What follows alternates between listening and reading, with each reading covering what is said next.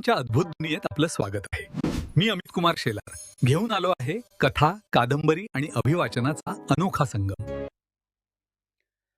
रसिक मित्र हो, नमस्कार. मी अमित कुमार शेलार आपणासमोर सिद्धहस्त लेखक माननीय श्री जगन्नाथ शिंदे यांच्या कवडसा या कादंबरीचा भाग चौथा अभिवाचन करीत आहे. तत्पूर्वी आज आपण पहिल्यांदाच माझ्या चॅनलवरती आला असाल तर माझा चॅनल जरूर लाईक, शेअर आणि सबस्क्राईब करा. तर ऐकूया माननीय श्री जगन्नाथ शिंदे यांच्या कवडसा या कादंबरीचा भाग चौथा. मंजुश्री कितीतरी वेळ स्वतःच्या आजवरच्या जीवनात हरवून गेली होती. बाहेर कुणीतरी आल्याचं चाहूल लागली. ती पटकन उठली. बाहेर आली. श्रीधर उशिरा येईन म्हटला होता, पण तोच आला होता. बरोबर मोठा बॉक्स होता. तो बॉक्स घेऊन आला होता. अगं बॉक्स खोलून बघ. रंग आवडला नसेल तर बदलून आणीन. तो आत गेला. मंजुश्रीनं काय असेल याचा अंदाज नसल्यानं बॉक्स खोलला. साडी होती, परकर होता. ती स्वतःशीच हसली. थोड्या वेळात हात पुसत तो बाहेर आला. आवडला का रंग? आवडला. खरं सांग, पाहिजे तर बदलून आणतो. अरे खरंच आवडला रे. अगं स्वस्तातली आहे. ब्लाउज ही अंदाजे मापाचा आणलेला आहे. शिवून घेणे इतपत वेळ नाही ना. ती बोलली नाही. प्रश्न मात्र अनेक. साडी कोणासाठी? कशासाठी आणली? एवढी घाई का? लवकर कसा आला? मी अर्ध्या तासात आलो. तयार राहा, साडी नेस. एवढंच बोलून त्यानं नव्या प्रश्नाला जन्म दिला. कुठे गेला? साडी आताच का नेसायची? कुठे घेऊन जाणार आहे? प्रश्न विचारता आले. उत्तर देणारा बाहेर पडला होता. तिला साडी नेसण्याशिवाय दुसरा पर्याय नव्हता. पण नेसणार कशी? लहान असताना तिने एकदा दोनदा साडी गमतीने नेसली होती. मम्मीची मदत घेतली होती. आता कोणाची मदत घेणार होती ती? ती आत गेली. साडी नेसण्याचा प्रयत्न सुरू झाला. पहिला डोईवरचा पदर कमरेभोवती गुंडाळला. पुन्हा साडी सोडली. नेसती बाजू गुंडाळली. पण गाठ मारता येईना. परकरात खोवली तर खालीवर. ती व्यवस्थित करण्यात वेळ गेला. आयुष्यात निऱ्या कधी घातल्या नव्हत्या. सारी सारी तारांबळ. वर, खाली, खांद्यावर पदर टाकायला गेली तर फूट भरूनही पदर शिल्लक नव्हता. पुन्हा द्रविडी प्राणायाम. मम्मी साडी नेसवायची. तिने तशी नेसताना ती पाहिली होती, पण प्रत्यक्ष साडी नेसणं किती अवघड असतं हे तिला आज उमजलं होतं. पुढची साडी अक्षरशः पोटऱ्यापर्यंत वर आली होती. खाली ओढायला गेली की निर्यासह पातळ खाली येत होतं. ती जाम वैतागली होती. "मंजुश्री, अगं झालीस ना तयार?" अरे बापरे! म्हणजे आपण अर्धा तास साडीच नेसत होतो. भराभरा आवरण्यास तिनं सुरुवात केली आणि त्या गडबडीत साडी जमिनीवर. "मंजुश्री, अगं काय म्हणतोय मी? अरे ही एवढी साडी, अगं आटप लवकर. अरे नाही ना जमना मला. कधी पोट पुढे येतंय तर कधी साडी खाली वर होते. अगं काय अवघड आहे त्यात?" असं म्हणत श्रीधर आत आला. साडी नेसवण्यास मदत सुरू केली. माणसे थांबल्यात आणि तूही अशी. त्याच्या स्पर्शानं ती मोहरली. अगणित मोगऱ्यांच्या कळ्या सर्वांगात उमलल्या होत्या. अशा प्रसंगी त्यानं बाहू पुढे केला असता तर तिनं तिनं आपला देह आहे त्या स्थितीत त्याच्या स्वाधीन केला असता. पण पण तो मख्ख होता. दगड होता. साडी नेसवून झाली. चल, तो घाईत असावा. बाहेर पडला. तीही दार बंद करून बाहेर पडली. तिनं मोटरसायकल चालू केली. त्याने मोटरसायकल चालू केली. ही मागे बसली. मोटरसायकल पळू लागली. आता पुन्हा प्रश्न, कुठे घेऊन चालला? साडीच का नेसवली? उत्तर, मोटरसायकल थांबली होती. ती उतरली. तो चालू लागला. चल. ती आदेशाने जणू पालन करत होती. ते मंदिर होतं. 10-12 माणसं तिथं होती. ब्राह्मण होता. चौरंगावर मांडामांड केली होती. 2 तांबे, त्यावर आंब्याचा डहाळा, त्यावर नारळ, तांबे, गव्हा तांदळात उभे. चौकोनी रांगोळी पानावर सुपाऱ्या, खारकी, खोबरं, बदाम. देवाच्या पाया पडून येऊन देवाच्या पाया पडून येऊया. ती त्याच्या मागं. त्यानं जसं केलं तसं तिनं केलं. मूर्तीकडे पाहिलं, दगडी मूर्ती. काही वर्षाची जुनी, काळी कुट्ट, डोळे तेवढे चांदीचे, तेही बटबटीत. "या, वेळ करू नका." बहुधा ब्राह्मण बोलला असावा. ती श्रीधरच्या मागं ब्राह्मणाने दोघांना पाठ दिले. कसेबसे मंत्र म्हटले, कलशपूजन केले. मंजुश्रीने श्रीधरच्या हाताला हात लावला. मम म्हणत होती. मग दोघांना उभं केलं. मध्ये अंतरपाट धरला. शुभ लग्न सावधान. मंजुश्री सावध झाली. आपला विवाह झाल्याची खात्री झाली. सावधान या 4 अक्षरांनी ती पोक्त झाली. खऱ्या खऱ्या अर्थानं सावध झाली. लग्न झाल्या झाल्या एका वयस्कराने मुक्ताफळाच्या अक्षदा उधळल्या. श्रीधर, आता तरी शहाण्यासारखा वाग. वेड्यासारखा करू नको. मुलगी मोठ्या घरची दिसते. सुखाचा संसार कर. जीवनात सुधारण्याची एकमेव संधी आहे. मंजुश्रीनं त्यावर विचार केला नाही. विवाह मनुष्याच्या आयुष्यातील अत्यंत पवित्र, मंगल विधीला महान अर्थ आहे. हे मंजुश्रीला आज उमगलं. 2 गावे, 2 कुटुंब, 2 जीव, ज्यांचा या विवाह विधीपूर्वी कसलाही संबंध नसतो, पण विवाहानं ती जोडली जातात. नवी नाती जोडली जातात. 2 मनं एक होतात. 2 शरीरं एक होतात. विवाहापूर्वीचं स्वैर, अस्वच्छंदी मुक्त वातावरण बदलतं. नवे विश्व, नवे जीवन, नवा आनंद. विवाहाची पद्धती का सुरू झाली असेल? ही पद्धत सुरू करणाऱ्याकडे किती किती दूरदृष्टी असते. कुटुंब संस्था, नीतिमूल्ये यांची जपणूक करीत वंशवाढीचे आकर्षणातून शरीर धर्म पाळण्यासाठी किती विचाराने निर्माण केलाय हा विधी. हा विधी नसता तर मनुष्य प्राणी आणि इतर प्राण्यात फरक तो काय उरला असता? कुटुंब संस्था अबाधित राहिली असती का? समाजाला स्वास्थ्य मिळालं असतं का? संस्कार, संस्कृतीची वृद्धी झाली असती का? किती गुंता सोडवलाय या विवाह विधीने. ती दोघं घरी आले. मंजुश्रीचं लाजाळूचं झाड झालं होतं. हालचालींना वेगळा अर्थ आला होता.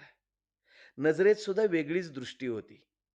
कुणीतरी जीवासाठी, सख्यांसाठी, प्राणांसाठी आपण आहोत याची जाणीव नकळत झाली होती. तो शांत होता. कमी बोलत होता. गरजेपुरता बोलत होता. मदत करीत होता. स्वयंपाक करीत होता. ती सैल होती. मोकळेपणाने बोलण्याचा प्रयत्न होता.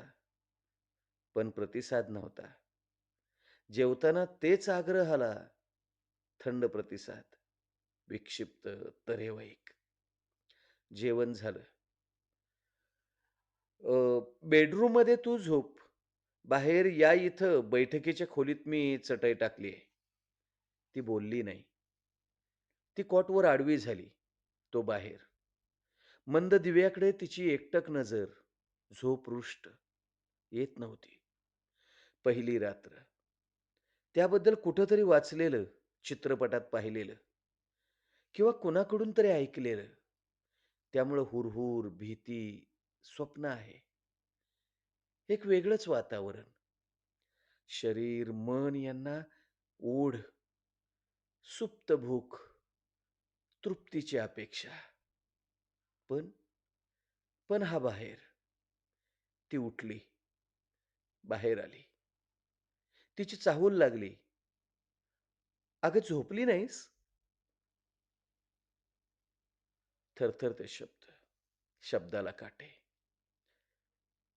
ती केवढ्यानं तरी दचकली. तो उठून बसला. "बस." ती खुर्चीवर बसली. "मंजुश्री." तो ठरवून, विचार करून बोलावा तसा बोलू लागला. "मी वेगळा आहे. इतरांहून वेगळा आहे. तसा इतरांसारखाच आहे. मन, भावना, इच्छा, भूक, आकर्षण इतरांसारखं माझ्यातही आहे, पण मी त्यापासून दूर राहणार आहे. त्याशिवाय मी वेगळा ठरणार नाही. तू इथं आलीस, विवाहाशिवाय आपण एकत्र राहणे धर्मानुसार योग्य नव्हतं. ज्या समाजात आपण वावरतो, जगतो, त्या समाजाच्या नीती-नियम, परंपरेला ते मान्य नाही. एकत्र तर राहिलं पाहिजे म्हणून मी घाईत लग्न करून घेतलं. 7 जन्मी 7 करण्याची शपथ घेतली. तू माझी अर्धांगिनी झालीस, अर्ध शरीर. इथं धर्म पाळला मी. पण पण आता लग्न होऊनही मी अधर्माने वागतोय. तू मी एक व्हायला हवं. शरीराचा धर्म पाळायला हवा. पण नाही पाळत. तो पाळला तर तुझ्यात मी आणि माझ्यात तू गुंतून जाऊ. दोघांचं विश्व तयार होईल. केवळ केवळ दोघांपुरती स्वप्न जन्माला येतील. तुझी, माझी संसार सुरू होणार. तुझ्या गरजेसाठी मी आणि माझ्या गरजेसाठी तू. आणि दोघांच्या गरजा इतरांचा विचार करण्याची आपणाला सवडच मिळणार नाही. दोघांच्या मनाच्या, शरीराच्या गरजा भागवता, भागवता निसर्ग नियमाप्रमाणे वर्षभरात नवा जीव आपण जन्माला घालणार. मग त्रिकोणी जगणं, तुझ्या, माझ्या आणि त्याच्या किंवा तिच्या गरजा, त्या गरजा भागवण्यासाठी जगणं. मग मग इतरांचं काय? त्यांच्या सेवेचं व्रत कसं जपलं जाणार? ती पुरती गोठली होती. कुणीतरी मोठ्या घणानं वरून वार करीत होतं. इतरांच्या संसारात आणि आपल्या संसारात फरक तो काय राहिला? स्वतःच्या गरजा आणि स्वप्नपूर्तीसाठी इतर संसार करतात. आपणही त्यांच्यासारखाच संसार करणार का? बालपण, शिक्षण, लग्न, संसार, वार्धक्य, मृत, स्वतःसाठी जगणं आणि स्वतःसाठी मरणं. हे बघ, मला हे दुष्टचक्र मान्य नाही. इतरांसाठी मला जगायचं आहे. याचा अर्थ मी माझा संसार नाकारत नाही, तुला नाकारत नाही, माझं अस्तित्व नाकारत नाही. एवढं बोलून तो थांबला. तिच्यावर नजर टाकली, ती शून्य होती. तिच्यावर अपेक्षांचे ओझं लादून पहिल्याच रात्री तिच्या इच्छा अपेक्षांची रक्षा विसर्जन करणं त्याला योग्य वाटलं नाही.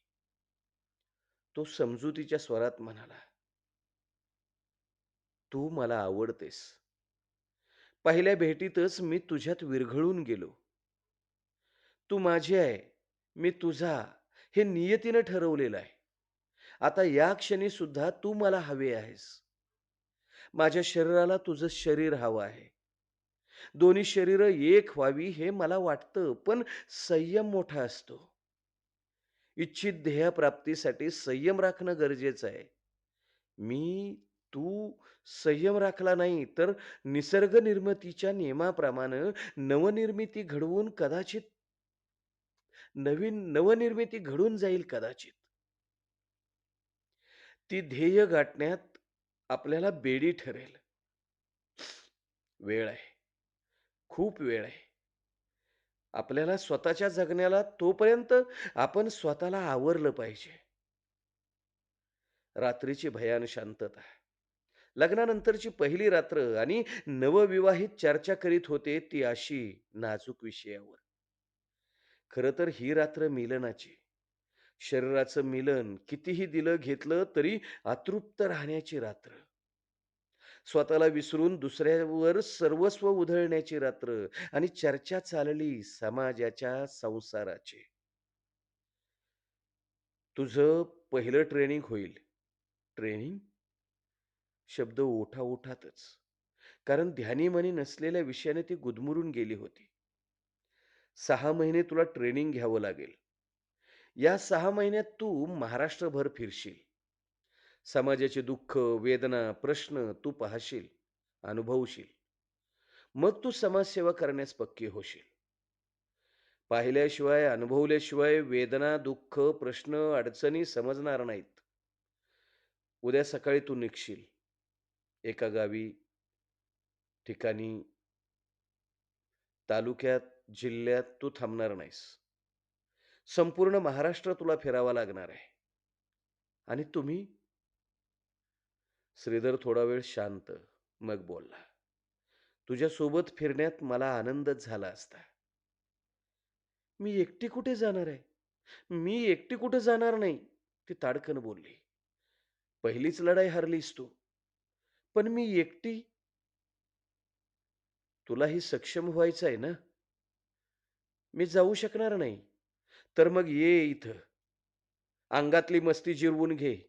जन्माला घाऊ जन्माला घालू पिल्लं. मी बऱ्या वाईट मार्गाने पैसा मिळवीन आणि गिळत राहू आपण. किड्या, मुंग्या जगतात तसे. ती घाबरून गेली. बोलली नाही. काय बोलणार? आई-वडिलांचं घर सोडण्याचा निर्णय तिचा होता. श्रीधरला साथ देण्याचा निर्णय तिचाच होता. आता लग्नही झालं होतं. तो शांतपणे म्हणाला, "मंजुश्री, अजूनही मी तुला स्पर्श केला नाही, तरी तू माझी आहेस. तू एकटी जातेस कुठं आहेस? मी आठवणीनं तुझ्या सोबत असणार आहे. रक्ताची नाती तोडून तू इथं माझ्या जवळ आलीस. तुझ्यात हिंमत नाही असं नाही मंजू. अजन्म मी तुझा आहे. आपलं ध्येय हे आपल्या जीवनाचे श्रेय आहे. ते गाठण्यासाठी आपण त्यात त्याग केलाच पाहिजे. लग्न होतं, संसार सुरू होतो. पण मनाने सर्वच जोडपी एक झालेले असतात का? आ? कुशीत घेणारा खरंच तिच्या कुशीत असतो का? शरीर देत असताना मनातून दुसऱ्या कुणाशी तरी प्रणय केला जात नसेल का? तिची नजर खाली. बराच वेळ ती शांत. शरीर, मन याहून जगात दुसरं काही श्रेष्ठ नाही का? शरीर मनाच्या भुकेसाठीच माणूस जन्माला असतो का? ती बोलत नाही. पाहून तो शांत. मग पुन्हा एकदा विश्वासात घेण्याचा प्रयत्न. मंजू, 6 महिने हा म्हणता जातील. मी तुला दूर देशी नाही पाठवत. उघड्या डोळ्यांनी पाहून घे, विचार कर. खऱ्या अर्थाने हा अभ्यास आहे. तेवढ्या अभ्यासानं तुझे विचार बदलतील. तुझं बोलणं अभ्यासातून आल्यानं सत्याजवळ जाण्याचे असेल. तुला सुचलेले विचार अभ्यासातून आलेले असतील. मीही तुझ्याबरोबर आलो असतो. पण काही काळ मला नोकरी करावीच लागणार आहे. पैसा साध्य नसलं तरी साधन आहे. भविष्यातील आपल्या प्रकल्पांसाठी पुंजीही लागणार आहे. जा, झोप आता. सकाळी तुला निघायचं आहे. जा, शांत झोप. ती उठली. बेडरूममध्ये आडवी झाली. झोप येत नाही. उद्या आपण फाशी जाणार असं माहीत असणाऱ्याला झोप येईल का? आता ती स्वतःवरच चिडली. चुकांची भुते झाली. मम्मी, पप्पा देव आठवू लागले. श्रीधर पशु वाटला. मानवी मन कुठं होतं त्याच्याजवळ? खरंच, खरंच तो विक्षिप्त होता. पुरुष वाटतच नव्हता. नीरव शांतता. रात्र दोघं हक्काने पती-पत्नी 7 जन्मासाठी एकत्र आलेली. तरीही थंड, थंड. झोप येत नव्हती. वाटलं पळत सुटावे, खूप दूर, दूर, दूर पळत राहावे. मोठ्या-मोठ्याने आक्रोश करावा. आपणच आपलं तोंड तोंड फोडून घ्यावं. चूक आपली, शासन ही आपणच आपणाला करून घ्यावं. नाहीतर नाहीतर हा देह आत्महत्या कोण करतं? मनाने हरलेला माणूस. संकटाच्या ओझ्याखाली चेंगरून गेलेला माणूस. नैराश्य असलेला माणूस. विश्वासाठिकाणी डाग लागलेला माणूस आणि प्रेम विरहित माणूस. अघटित घडून घड अघटित हातून घडल्याने पश्चातापाने होरपळलेला माणूस. मंजुश्री हरली. तिच्या जीवनात आत्महत्या करण्यास प्रवृत्त करणाऱ्या सर्वच घटना घडल्या होत्या. ती उठली, निघाली, चालत राहिली.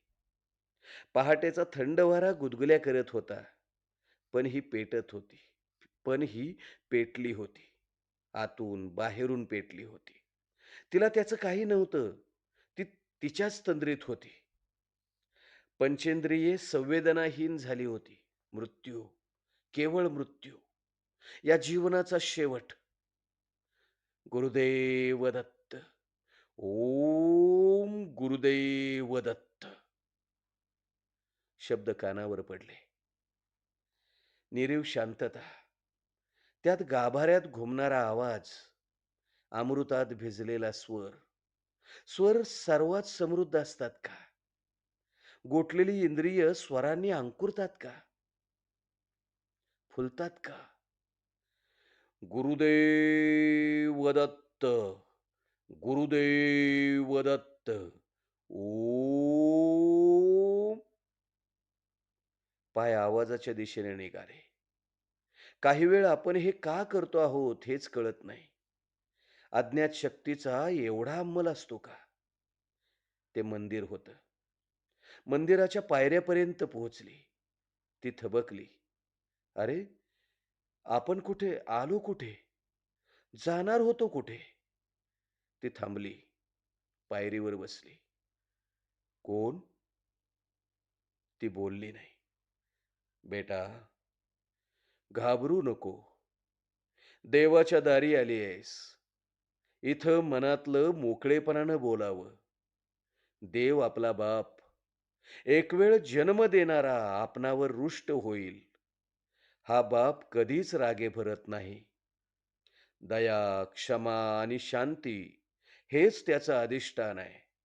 बोल. शिनलेली आहेस, कष्टी आहेस, संकटात आहेस, घाबरलेली दिसतेस. देवाच्या रावळात मोकळेपणानं बोल. विश्वास मिळाला. विश्वास मोठा असतो. आईजवळ विश्वास असतो म्हणून बाळ आईला मिठी मारतं. विश्वासावर व्यवहार चालतात. विश्वास हा माणसाचा आधार असतो. मंजुश्रीनं आपली चित्तरकथा थोडक्यात सांगितली. बेटा, भाग्यवंत आहेस. पहिले अश्रू आवर. अश्रू गाळून तू मन शुद्ध केलं आहेस. आता आता मी सांगतो ते ऐक. फार थोड्या हजारात लाखात एखादा असा पुरुषोत्तम असतो. बाकी बाकी बळचणीला घरटी बांधतात. कुणी झाडाझुडपात बांधतात. हा तुझा पुरुषोत्तम राजवाडा बांधायला निघालेला आहे. पुरुषाला स्त्री जोडीला हवी असते. त्याच्या कार्याला प्रेरणा हवी असते. तू प्रेरणा आहेस. चेतना आहेस. आजच्या तुझ्या अपेक्षा सर्वसामान्य स्त्रीच्या आहेत. वासना आणि तृप्ती म्हणजे म्हणजे खरा संसार नसतो. त्यावर मांगल्याचं घरटं उभं राहतं. तू साथ दे. देवत्वाकडे निघालेल्या एका कर्मयोग्याला साथ दे. तुझ्या जीवनाचं सोनं होईल. तू निर्मिती आहे. एक दोन जीव जन्मावर तुझं कर्तव्य थांबवू नको. बालकांची माता व्हायचं आहे. शेकडो मातांची तिला सखी व्हायचं आहे. उठ. उशक्काल आता होईल. काळाकुट्ट अंधारातून प्रकाशाकडे जाणाऱ्याने थांबायचं नसतं. पंचेंद्रिय कानात एकवटून ते ऐकत होते. माणूस सर्वश्रेष्ठ प्राणी. मनाने, विचाराने, बुद्धीने मोलाचा जन्म. या जन्माचं तू सार्थक कर. आत्महत्या अतिविचाराने केली जाते. दुर्बल मनाची माणसं आत्महत्या करतात. निर्बुद्ध माणसं देह नष्ट करतात.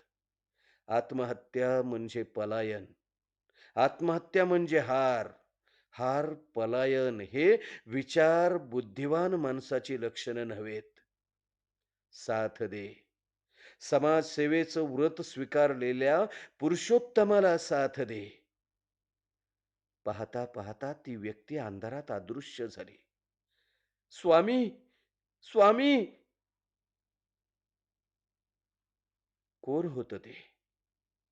पुजारी, महात्मा, योगी, महंत की प्रत्यक्ष परमेश्वर? आवाज हरिभक्त परायण मारुती बुवांसारखा होता. तोच शब्द, तोच जिव्हाळा, तीच माया. पण पण आजोबा तर केव्हाच गेले होते. ती उठली. आत शरीरात चैतन्य होतं. मनात प्रसन्नता होती. सर्वत्र हर्ष नांदत होता. पूर्वेची दिशा आता उजळली होती. आपल्या घराजवळ ती पोहोचली. तेव्हा तेव्हा ताजी किरणं तिच्यावर अभिषेक करत होती आणि सूर्यनारायण प्रसन्नतेनं हसत होता. त्याच्या सहस्र किरणांनी जणू तिला तिच्या कार्यासाठी आशीर्वादच दिले होते. कोणत्या नजरेनं आपण पाहतो यावर आनंद, दुःख अवलंबून असतं. मानण्यावर सर्व अवलंबून असतं. अब्जोपती आपल्या संपत्तीवर सुखी नसेल, तर त्याने दुःखाला निमंत्रण दिलेलं आहे, असाच अर्थ होईल. आणि जर भिकारी चतकोरीने सुद्धा संतुष्ट झाला, तर तो कुबेराच्या पंक्तीत बसेल. काय हे? किती वेळ झोपणार आहात? मला बया बया नाही का करणार? अहो, अहो मला बाय-बाय नाही का करणार? तिच्या या वाक्यानं श्रीधर खडबडून जागा झाला. मंजुश्रीतील तेज पाहून काही वेळ तो दिपून गेला. जणू जणू ती ट्रिपला निघाली होती. अहो, असे वेंदळ्यासारखे पाहत का राहिला आहात? चला उठा. तिनं अंगावरची चादर ओढली. सुरवंटाचं फुलपाखरू केव्हा झालं होतं हे त्याला कळलंच नव्हतं. आता उठता आहात की गुदगुल्या करून उठवू? श्रीधरला वाटलं म्हणावं, कर कर गुदगुल्या गुदगुल्या करायला लागली की तिला ओढून बिछान्यात घ्यायची आणि मग अहो, वेळ होतोय मला. कुठं जायचं? कोणत्या गाडीनं जायचं? कोणत्या रस्त्यानं जायचं हे माहीत नसलेली मंजुश्री जणू जन्मोजन्मीचं नातं असलेल्या गावाला जाण्याच्या उत्साहात निघाली होती. मंजू, हे पहा आता वेळ कराल हं, तर मी तुम्हाला इथंच टाकून निघून जाईन.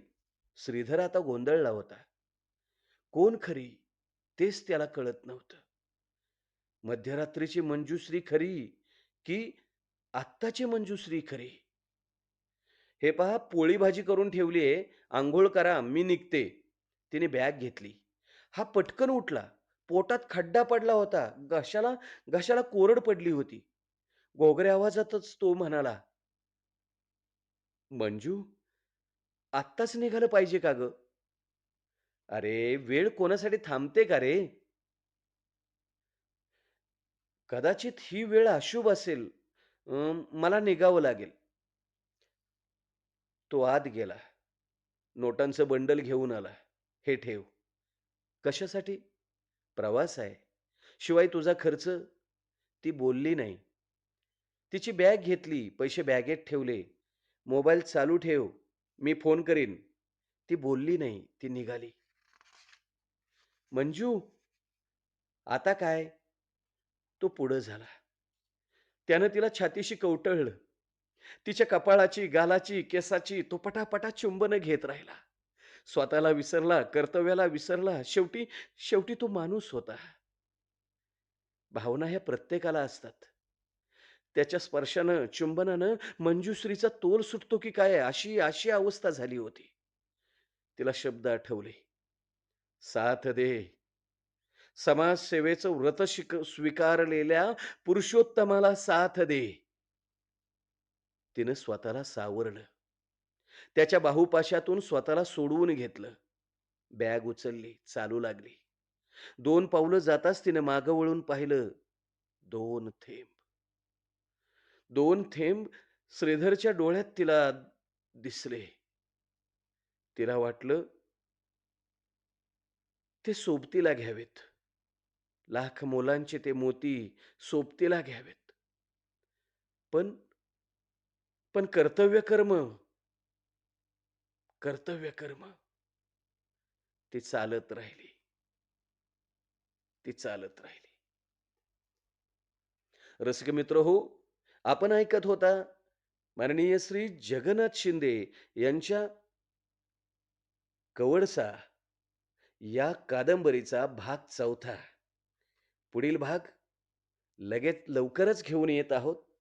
तोपर्यंत ऐकत राहा Amit Kumar Shelar YouTube channel. Like करा, शेअर करा, सबस्क्राईब करा आणि आपल्या कमेंट्स जरूर लिहा. धन्यवाद.